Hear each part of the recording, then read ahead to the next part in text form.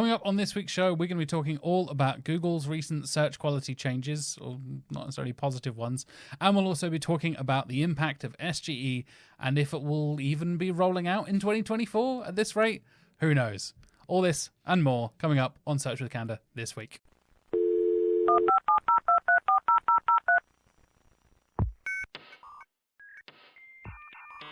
Hello and welcome to the first monthly SEO recap, aka the Core Updates recap episode of Search. I think that's the official branded term now, right? You might recognise my co-host Mark Williams-Cook making your first appearance on season 3. Welcome. I'm here. You're here. We are kind of doing what we used to do back in the season 2 days. We're going to recap and summarise, discuss, sometimes argue, potentially. We usually agree, but sometimes we argue about the latest and greatest SEO news, which is pretty much kind of summarising the stuff you post on LinkedIn and also what we do on coreupdates.com as well. Because if you've listened to season 3 already, you've probably noticed Core Updates is one of the sponsors of the show because we've been working hard on it. I know you have been putting in a lot of work to find the latest and most interesting SEO news, Mark, and publish it every single Monday so people get the latest updates every single Monday morning. And the podcast goes up on Monday morning as well. So you get a double boost of SEO updates from us, the two of us, on Monday. And if you haven't checked out Core Updates, please do go to coreupdates.com and sign up for the newsletter there. Like I said, Mark will publish something every single Monday. And we're kind of recapping the news. Something interesting. Yeah. It's like, how many is it specifically? It's like 4 or 5. So I aim for like 8. 8? Wow. Okay. Updates that are things you should care about because there's a lot of SEO news out there. And sometimes I read it and 50% I just immediately discard as in like, yeah, it's kind of nice to know, but I don't need to know it for my job. So the idea is it's stuff that you can think about and you're like, yeah, this probably impacts what I'm going to be doing. Yeah, definitely. I think that was kind of the plan for us in general with these monthly episodes. And that is now a more frequent and more easily accessible in your inbox every single Monday. You also have your now solicited SEO tips. Finally solicited. You've actually asked for it this time and actually signed up for it. So if you're familiar with Mark and you're, how many years now? I've been posting those tips now for over 5 years. I think I started in 2018. So it's 5 years. It's like nearly 700 tips. No, it's nearly 900. 900. I'm very underestimating you today. I apologise. Nearly 900 tips over 5 years. And essentially you get them delivered straight to your inbox, filtered, updated, all that kind of stuff. And like I said, go to coreupdates.com. You get all that, plus the latest episode of the podcast included in there as well. If you're not already, you can watch us on YouTube. You can watch us on Spotify because apparently Spotify does video podcasts. I still find that weird, but apparently it's a big thing. I saw a statistic the other day that like 45% of all podcast experiences on Spotify are now video podcasts. Yeah. So it's kind of like when Amazon changed to books for me because Amazon was the bookstore online. And then I was kind of like, they're selling CDs now and other stuff. That's weird. And I think it's gone with Spotify. Literally everything. Yeah. And now Spotify have audiobooks and you get a certain amount of audiobooks included in your Spotify subscription, all this kind of stuff. But yes, if you are watching on Spotify or YouTube, hello, welcome to season 3. Say hello to Mark. And we'll get into this week's topics.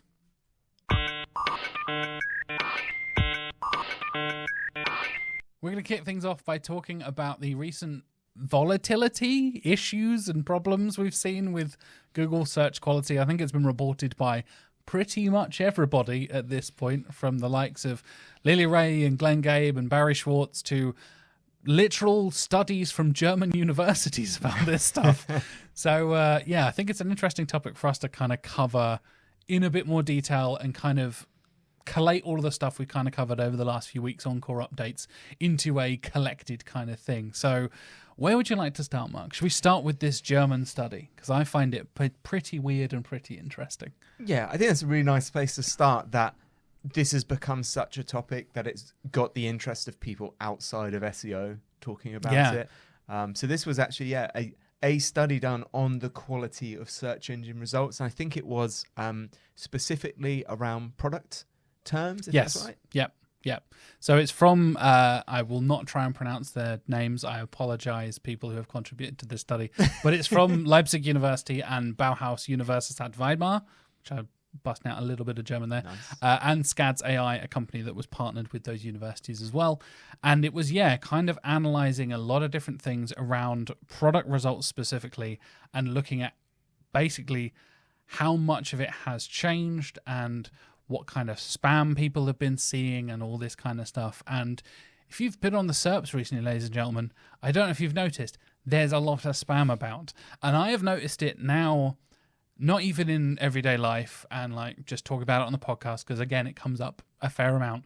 But in doing competitor research, we've been working with a client now. I've been at Candour for 2.5 years now. And pretty much day one, we onboarded this client I've been working with since day one. They started working with me. So for the last 2.5 years, I've been the account lead with this client. And I'm so used to seeing the same competitors over and over again when we're doing research and like, oh, it's this typical kind of thing. Oh, they're back again. And I'll even reference it in content briefs and be like, it's these guys again. Typical to see them again. You know, clients are kind of aware. Our clients are pretty good at becoming aware of their competitors and stuff, right? And I did some at the end of January, and it was all completely different. Not a single consistent one, apart from big, basically household name companies. Yeah.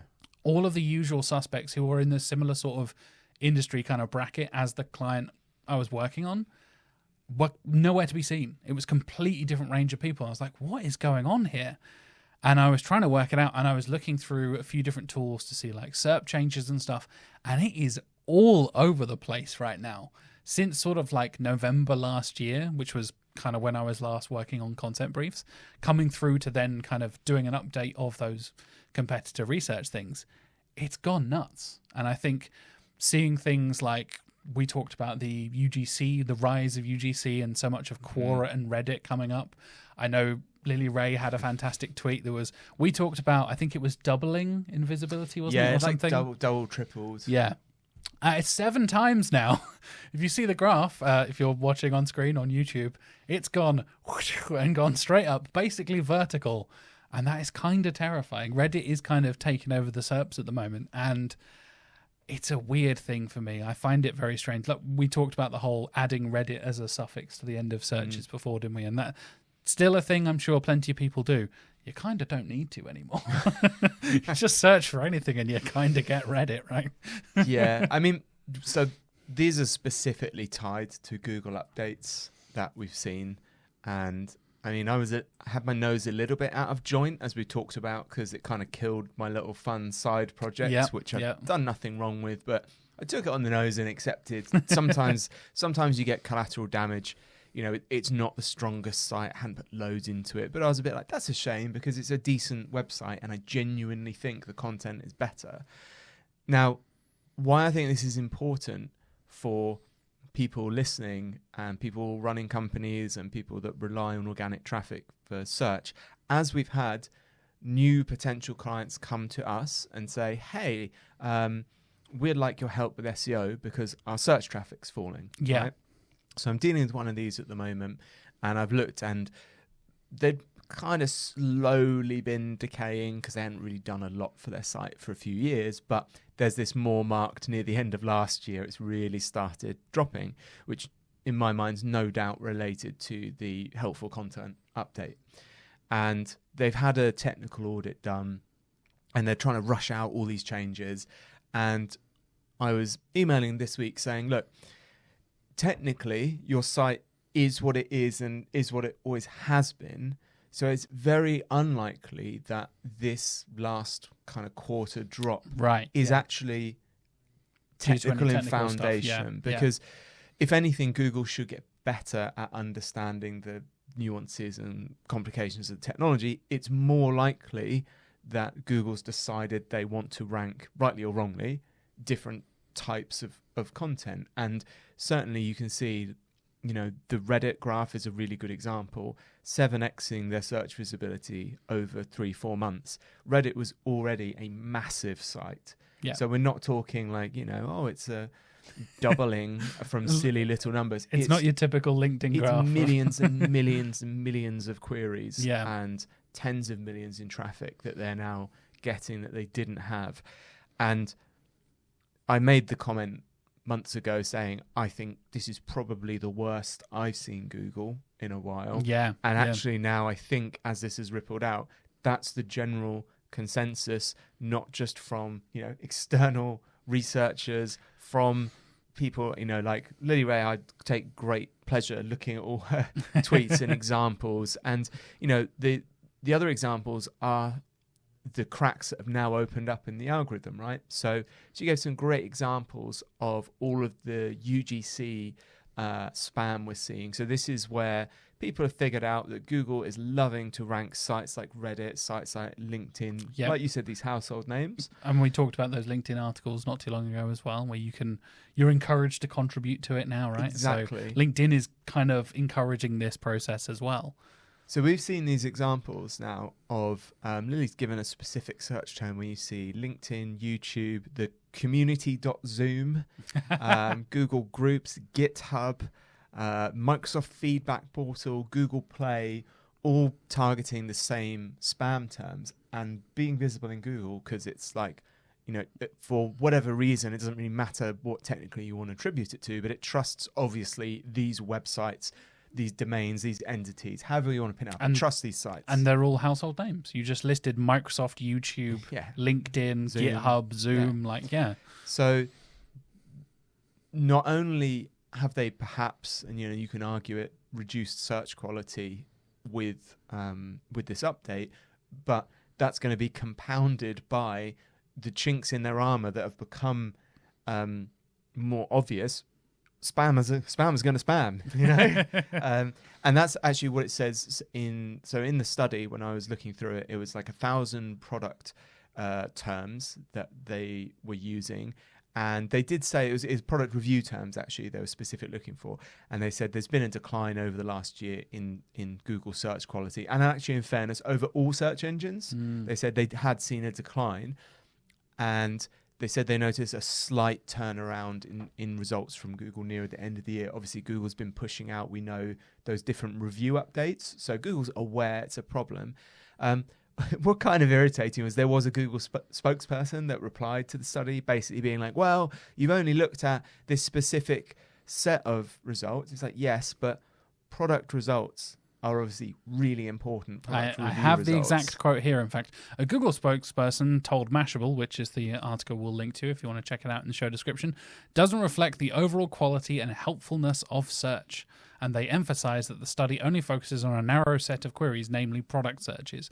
So we mentioned this is product reviews specifically. It's nearly 8,000. The total number was 7,392 product review queries. And not just on Google, as you were saying there, they also had a look at Bing and DuckDuckGo across it an entire year. So it's a pretty big data set to go through. For Google to just kind of say like, yeah, that doesn't reflect the actual quality, we're fine, don't worry about it, basically, as an official statement. It's like, that doesn't help anybody with anything. There's no kind of, I know they can't address it directly, be like, sorry, we messed up. They're not exactly going to hold their hands up as a billion dollar company or whatever, but still, you'd hope a little bit more nuance to it, right? So I'm not saying anything particular here, but I find it interesting that we saw in the DOJ documents that paid search teams' leadership in Google were putting pressure on organic teams to not have great search results in certain, or to care less about certain search results to drive more paid Have you got your tinfoil hat on here, Mark? And I'm just saying, like, product results trigger lots of shopping ads. What's going to have a really high CPC? Maybe it's not a priority. Yeah, maybe. Not making any. I just find that interesting that specifically they're struggling around some of the most commercial. And there was that study. I forget for the life of me. It will be in the show notes. I will have researched it, and I don't have it currently with me live. But there was a most profitable search terms for Google in terms of ads, and it listed like the 10 to 20 stuff, and it was all product. It's all iPhone this and Android that, and Windows, the Xbox, PlayStation, all that kind of stuff, like big tech product searches that are driving a lot of ads, because of course they are. That's how you make money on ads. So yeah, I find it weird that they're so dismissive about a thing that makes them the most money in ads. And I think you're totally right, where you come to that point where you kind of see the balance between the organic results and the paid results. And we're like, well, we now have confirmed internal information that the paid team were putting pressure on the organic team to make them worse, so people are more likely to click on ads and make us money. Might as well just rely on the product. Results. Exactly. Then, and I know we've talked about this before, like speaking to people who don't work in SEO, like our wives, for example, who both regularly use Google Ads. I think you put a blocker on a router or something like that got rid of ads, and your wife was like, don't do that, they're really useful. There you go, you got complaints. Exactly, yeah. And my wife is the same way. Like, I was talking to her about this a couple of days ago, and I was talking about, because I was, again, doing client research and stuff and looking at competitors. I was like, have you noticed, like, SERPs are completely different? She's like, yes, I have. What is going on? I thought it was just me and I'm going crazy. I'm like, no, the whole industry is on fire right now. Like, it's not just you. It is all the professional SEO people are freaking out as well, because it's chaos on the SERPs right now. And it kind of blew my wife's mind that it was like, oh, it's a thing that is actually happening, not just, oh, I'm just clicking on more ads now because they're more useful. I'm getting old. Yeah. She genuinely had that thought of like, oh, am I just clicking on ads now because I can't tell them apart. They've changed how they display it and I can't tell them apart anymore. But she's like, no, the ads are more useful at the moment because I search for a thing like a product and you want to buy a product specifically.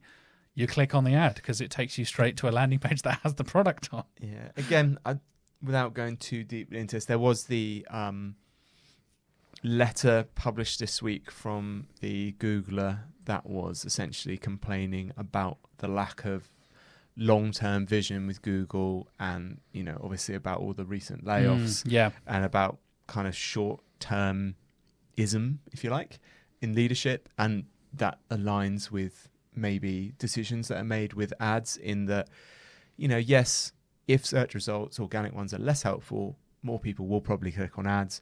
It doesn't take a big percentage to change to make huge difference in revenue for Google alongside all the other stuff they're doing with ads. But that's a short-termist view, because if you irritate people with poor search experiences, they will look elsewhere. Yep. So I think this ties off nicely with another thing that I covered in the core updates, which is around a now confirmed Google indexing bug. Yeah, it's an interesting one coming from Thomas Rudsky from ziptie.dev. Again, links for that will be in the show notes if you're listening on podcast, or description if you're watching on YouTube. Go and check it out and read Thomas's full breakdown and stuff. But actually, it turns out to be not such a mystery after all, as you said, Mark. It's a confirmed bug. And because the title originally was, is it a Google weekend ranking mystery or a Google bug? Turns out it is now a confirmed bug, because I think Thomas was seeing some of his clients just completely dropping out of the SERPs for literally like a day or 2 or 3, and then returning to a similar position or the exact same position they were, with no notice, no like particular rhyme or reason or cause behind it. And it seems to have been a bug. And I know you kind of covered this in core updates and actually kind of helped shine a light on it as well, right? Well, this actually, I contacted Thomas after I read this, because I'm in a WhatsApp group with some other agency founders, owners, and someone posted a screenshot of GSC saying, has anyone seen anything like this? We're really confused. And they posted the graph where the impressions and average ranking and clicks just basically bombed to zero, not close to zero, for a day or two, and then was back, and then a few days later was gone. And people were being helpful, giving the usual. That's could be a signal sometimes of cannibalization, where you've got a different URL. So I was asking them, is that are those impressions and rankings URL based or keyword based? Because if they're URL based, it could be cannibalization. But they said no, it's keyword based. So that's unlikely. So everyone was kind of a bit like shrug. Yeah. And then actually, I think someone else posted the Ziptie Thomas's blog post. And in his blog post, he had specifically mentioned it was what he referred to as non-standard TLDs that he was seeing affected, so like not .coms and stuff. And I reached out to him because I said, look, I've got people here with the same pattern, but actually they are standard TLDs. Yeah, so his were .consultancy, .care, .club, .info, .energy, but we had .co.uk's, .coms with the same issue. So I don't think it was to do with necessarily TLDs. But that all kind of then started to get a bit of traction because it went on Twitter, it went out with the newsletter, and Google finally came out and specifically said, yes, basically it was a temporary bug that affected a small amount of websites.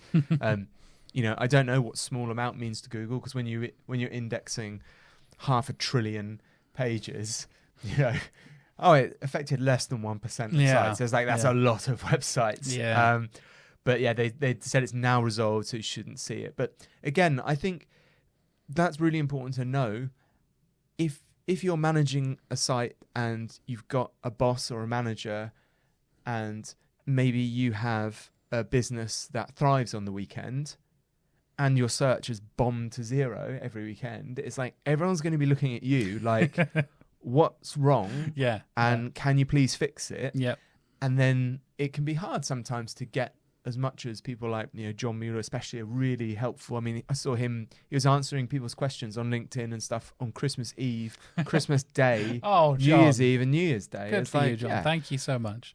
But it can be hard sometimes and frustrating if you can't get confirmation from Google, and it can cause people a lot of stress. Yeah, not just business owners, but the people who are employed to look after their SEO. So I think this is good. Why, if be part of the community, be on Twitter, X, whatever, be on LinkedIn, or like subscribe this newsletter, other ones, because at least you can then say, okay, phew, it's not something I've done. It's Google's fault.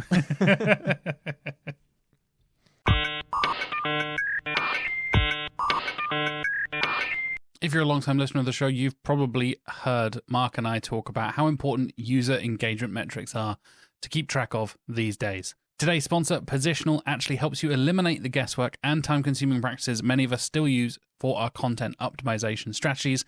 And sure, user engagement metrics aren't directly ranking factors, but they can have a huge impact on things such as the quality of your content and, perhaps most importantly, the conversion rate of your content as well. Monitoring them should be more than just pinpointing those drop-offs, though. There is a lot of ways to understand how users are engaging, and they're all possible with content analytics from Positional. With content analytics, you can visualize this data in a lot of different ways, and I really, really love the way you can even filter by pages and by paths as well, so you can really narrow down to which directories and which pages are performing and which ones aren't. The kind of data you get from content analytics and its tools includes things such as heat mapping to show how much of your content people are reading, click tracking to show where people are clicking on your pages and your content, and even read mapping, which shows which specific paragraphs are causing the highest exit rates. The read map in particular is probably my favorite, and it's really, really cool to highlight the exact paragraphs and sections that are causing the highest exit rates for your users. So if you have a problematic opening paragraph and a pretty significant amount of users are not getting past that opening paragraph, that's a clear indicator you need to update your content and make sure it is serving the intent of your users and getting people to read more. The read map in particular also has a traffic light system to help you easily identify those more problematic paragraphs just by scanning through the analysis from content analytics. From there, you can start reworking those underperforming paragraphs, come back later and see how they're performing at a later date and see how much of a change your improvements have made. You can insert internal links. You know how much I love internal links and how I talk about how important they are very regularly on this show. You can also add CTAs in the areas where you think users are clicking a lot by looking at the click tracking map. And people are clicking and expecting something, and you're not giving them something to interact with. That is a perfect opportunity to add a CTA and build up those conversion rates as well. And you can join their private beta by clicking the link in the show notes or the video description if you're watching on YouTube or Spotify. And it is exclusive to our listeners, so please do go and check it out. It helps support us here at Candour, and it helps support Positional, and go and check out some of their awesome tools as well. Like I said, I think user engagement metrics are fascinating. I think it is something a lot of people need to be looking at more in 2024, and these are brilliant, brilliant tools to be able to do that. So go and click the exclusive link in our show notes and check out Positional and their content analytics tool today. So let's talk about a hot topic that's come up a few times on the show over the last few months, whether that's been us talking about it on these news episodes or talking about it with guests as well. The SUGA, the SGE, the Search Generative Experience that is still seemingly no closer to being here in the UK. But I know a few people have been playing around with it. I've spoken to a few people in the US and Europe, and a couple of people have been able to do it with VPNs and stuff, and playing around with bits and pieces. Yeah. A couple of clever people being able to get around that kind of stuff. But we want to talk about specifically kind of the study that has been happening recently. So Authoritas did an incredible study. We will touch on it and basically scrape the surface as much as we're going to try and talk about it. Highly recommend you go and check out on the Authoritas study in detail about the impact that SGE is having on organic results. We were kind of just talking about it in the previous topic of how you're noticing like, oh, there's lots more paid stuff and there's lots of like shifts in the SERPs and stuff. This comes down to sometimes literal visible shifts in the SERPs where SGE takes up the entire viewport of your screen, so you do not see organic results when you search for something. Wow. Yeah. They literally did measurements of like how much the pixels of the first ranking thing pixel shifts down the page, so you don't see it in your initial viewport when you open a SERP and search for a new thing. I was talking to Cindy Crum about this, and so Cindy is incredible at making predictions. She's well known for this, and she's long been involved in kind of the mobile side and called all of that a long time before it happened. But one thing that really stuck with me from the last conversation I had with Cindy was she was talking about in an SGE world, that pixel snapshot being a lot more important in terms of measurement than rankings traditionally, because what good is a number one ranking if you're quarter of a mile down the page? So actually monitoring pixels on the page and understanding the real estate and where you are is maybe going to affect how we do visibility. Let's call it visibility, not rank tracking in the future. I think the shift in perspective, for a better phrase, of visibility, I think is really interesting. And you're totally right, Cindy coming up with that being a key thing. It's a weird thing, like how much do you report how do you report this to clients? Is what I know. I'm obviously thinking in the brain of, I work at an agency here at Candour, so I'm thinking about how would I describe this? Like, well, you've gone from 700 square pixels, 500 by 500 to 700 by 700. We've got you a bigger plot. Exactly, yeah. It's like we're buying an allotment or like buying real estate or whatever. And it is a thing I know a lot of people discuss and I know a lot of people talk about, but there's even different ways that SGE displays on pages. So you get what Authoritas dive into here is the two different types, the show more or the click to generate options. And the click to generate one is essentially you do not get a automatic SGE element when you search for something. You can then generate it and request it by clicking on this button. Or there is a small element of it. There is a generate button there that is show more, and you get a little section that is SGE, kind of a little hint at an answer, and you can ask to see more there. And even they change how much the SERP shift, depending on the two different types of SGE. I'll run down some highlights from the study here. Thankfully, very helpfully, Authoritas did a little highlight here. So Google displays SGE elements for 86.8% of all search queries. Oof. Holy hell, that's a lot of search queries. And comparing those two, so I just mentioned the show more and the generate buttons, 65.9% with the small generate button compared to 34.1% have the little pre-populated area that has the show more link. So it's not 100%, like it's appearing on a lot of SERPs, but there is often that element to either have the show more or the generate button. When users click on an SGE button on the show more link, the number one organic listing shifts down the page by 1,562 pixels and 1,630 pixels respectively. Holy hell. If you're watching this on a 1920 by 1080, that's your entire page and then some gone. Like your viewport is fundamentally changed and your SERP is completely different to what it was before you click that button. But at least I optimized the meta description. Oh God, that's a whole other discussion, Mark. But yes, this is 1.5 times the height of typical viewports, which are usually sort of like 900-ish pixels when you take into account browser windows and the taskbar at the bottom of your screen and all that kind of stuff. On average, there are 10.2 links in SGE content post-click from 4 unique domains. Like, okay, fair enough. The largest generative content introduced 37 new visible URLs above the organic rankings. So this is a really interesting thing I've seen a few people talking about, is when SGE pulls ranking data, or rather not ranking data, pulls data from non-ranking URLs. You would not find it in page 1, but you find it in the SGE results. And I find that really, really interesting. Whether that's Google's kind of conscious decision when they talk about the diversity of the SERPs, and granted, considering what we just talked about, they're probably not in the best place to be suggesting that at the moment, but pulling from things that are ranking second page, third page, fourth page, what we would think of traditionally, into a thing that is now above the first result is a really kind of big shift in the way we think about SERPs to me. You seem to be puzzling things here, Mark. You're deep in thought. No, I'm just thinking, I mean, if it's likely to do with how the model just generates the answer, in that it's not connected to, the traditional ranking data in the form of, here's a set of documents, please rank them according to these kind of queries, whatever. If a model's been just trained on what's in their index and it's going more on kind of averages and stuff, it kind of makes sense, just in the fact that all other things being roughly equal, the top 10 results are they're like a pinprick. And if you're you see the amount of results, if you're taking the average, search, you're unlikely in a corpus of text to land randomly on stuff that is ranking in the top page. So it makes sense to me. I don't know. I wouldn't guess that it's intentional over just a byproduct of how those systems work.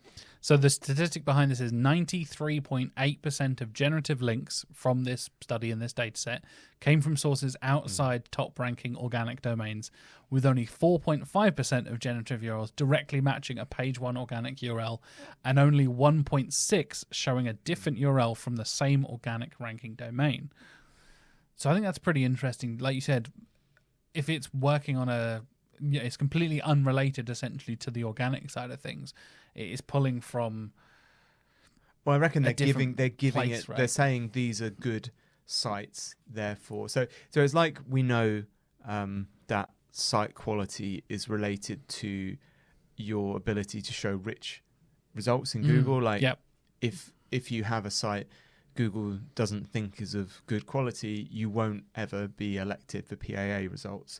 So my guess would be that these SGE results are being pulled from at least what Google says, these are good websites. I haven't maybe traditionally ranked them for this query, but this is kind of your corpus to go from to generate the result.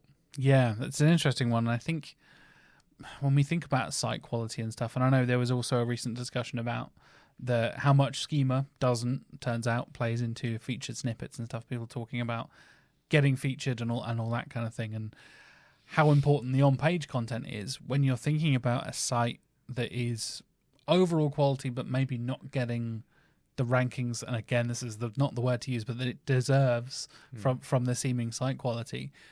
This may actually, on the positive side of things, to try and spin this in a nice positive way, because we're about to go deep, dark doomsday again, there is now a new opportunity, right? You're doing quality work. We've all had those clients we've worked with where you're toiling away and they're doing good work and you're doing good work and they know what they're talking about and they're writing good content, and it just doesn't bring in the clicks. It just doesn't bring in rankings, whatever, your KPIs are. Maybe this is an opportunity for those kind of sites to actually be visible and be clicked on and potentially be featured on the SERPs in a hugely prominent way. Like I said, above page 1, above that first result, you will be featured potentially because you are doing quality work and being pulled out by the generative experience. I really like that way of looking at it. I'm trying to be positive. I'm clinging on to the tiny little grasp. I mean, I think the issue most people have is that if you got the generative result, there's little impetus to actually click on it. True.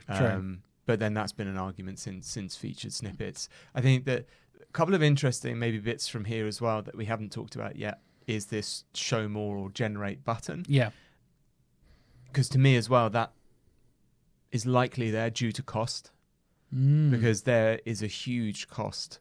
If you look at the cost of running these models compared to just bringing back pre-indexed like cache search results, it's high to generate this. So that's interesting to me from a Google point of view, being such a large search engine of, you know, if the generative result for a particular query isn't that helpful, do we invest, you know, the literally millions of pounds returning or generating every time a result for that, or do we wait? And essentially the time save is you don't have to think of your own prompt like in Bard or whatever. You can just, you've done the search and we can just generate something that we think you want from that. So it's kind of saving you time. But that's, I think, a whole other area of this is like, what's the cost balance for Google in terms of providing SG results? And two bits of news that, again, we covered in core updates that I found really interesting was, I think it was the 1st of Jan, the first core updates we sent. Someone had noticed that in the SGE in Search Labs, they had taken away the line that was basically like, oh, this test is going to end in December, or whatever it is. That just quietly vanished. And they were like, oh, maybe it's not coming out of, you know, kind of testing. And then this last week, there was an announcement, which I think it was Ross Hudgens from Siege picked up on around the SGE, and it was really interestedly worded from Google, which said that they'll continue to offer SGE in labs as a test bed for bold new ideas. For bold new ideas. Which then immediately got people saying, well, you know, maybe they are just using this to say this generative or this AI element is useful in this scenario. I just don't think I would be incredibly surprised if we saw SGE roll out in general search anytime soon, if nothing else for the massive bill that it's going to give Google to generate those results. And also, generally, people don't like change. You know, you see it with you know, the minutiae, like I remember the last uproar, like when Facebook made a design change, and it, you know, it's the biggest drama ever. And then like 6 months later, nobody knows or even cares anymore. I can't remember what that was. I remember that happening. Yeah, and it happened a couple of times. And I could see that, you know, if Google changed their interface that much, it's going to confuse a lot of, you know, most people, I'd say, still have no idea what the SGE even is. So just to thwack it on for billions of searches at huge expense and at possibly detriment to their paid model, I think it's no bueno for them at the minute. Yeah, I think the cost is a side of things that doesn't often get discussed, and I think that's a really important point to think about. The money behind this from Google and the cost of generating those AI-powered searches is enormous. When we always say this, when you talk about numbers, when you talk about figures with Google, you have to think real big. When you think about like 1% of searches or 15% of this thing, that suddenly becomes billions straight away, whether you like it or not. And as soon as you're generating that kind of number or creating anything at that kind of scale, the costs are just astronomical, just automatically, basically. If you're multiplying anything by 1 billion, it's going to be a big number pretty much. And I think that is kind of a thing where makes me less confident in saying like, yeah, SG is definitely going to roll out in 2024. I know I kind of jokingly talked about it on our predictions episode I did with Arnell Crystal and BB back just before Christmas, and it was that kind of like, oh yeah, do you think we'll see SG roll out in 2024? And even coming down to like data privacy stuff, it's nowhere near being anywhere in the UK or Europe at the moment by the sounds of it, because our data protection laws and privacy stuff is so different to the US and how we handle all that stuff, and they are struggling to Google navigating this thing, trying to work out what they can and can't get away with. I think it's a really interesting thing to think about. As we said earlier, what are the long-term goals here? What's the plan? Is this just a test and maybe it'll just fizzle off into the background and it riled up a few hundred SEOs for a few months and then we all forgot about it a year from now? Or is this the future of SERPs? Is this the game-changing, you know, search will fundamentally change. It's the biggest change we've seen in a decade in search, all this kind of stuff. So the spicy coin flip Yeah. is, according to a poll on SE Roundtable, is 60% of SEOs are worried about SGE. Are you worried about SGE? Yeah, I guess. Yeah. Shout out to Barry for doing the poll on Twitter and looking at that kind of thing, because I do think that kind of covers a lot of it. Like, there are so many different things to worry about. Whether it's like, oh no, it's going to ruin my clients' organic results and we'll lose all of our rankings. Talked about the viewport thing as well. Like, oh, now even if you have the rankings, maybe you still don't get the clicks because so many more searches turn into 0-click results. Or is it just going to be crap? Do we trust Google to get this stuff right? Have we got enough confidence in the generative AI stuff that we've seen astronomically grow over the last 12, 18 months or so, that you think like, I am confident that a generative AI experience is going to be a better experience for users overall than the organic SERPs that have been building up over the last 25 years. I'm not confident, personally, not from what I've seen, not from the people I've spoken to. And, Barry and Aleda and the guys doing these kind of polls, I think it's a clever way of kind of encapsulating everything into like, are you worried about it? I'm almost more intrigued by like, why are you worried about it? What side of it are you worried about? How do you feel about it, Mark? I'm not that worried. Okay. So I think a lot of the reason... I feel like you're considerably more chill than me in everyday life as well. I think the reason a lot of people are worried is the unknown rather than they're worried about specific things in SGE. I do think it will change a lot. I do think search will fundamentally change. I don't think AI is going to be flash in the pan. I think it's like next internet level changes. But if you think about like consumer journey type thing, right? I'm going to pick a new laptop, and how you might go about that is you might read reviews on websites. The classic thing is, okay, 2024 best laptops kind of thing. How is that going to work with SGE? My concern from a user point of view would be, because of what you've just described, in that the content's coming from websites that necessarily don't meet the criteria of what might rank.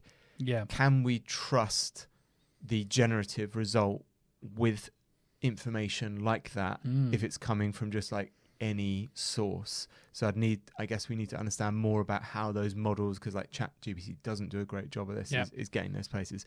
For things that are, and John Alderson used this term, are solved, i.e. I think his example was like how to, like a lasagna recipe, right? Or how, yeah. Stuff like that. Yeah. I think generative results will take a lion's share, because you get a good result, you get it quicker, and you can ask questions. I think that conversational thing has been really helpful, and that reflects how I've, for instance, used ChatGPT. Yeah.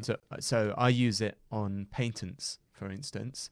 So uploading a patent, and then I can ask questions about the text. So we're still in the realms of what it's strong at doing around summarization and stuff.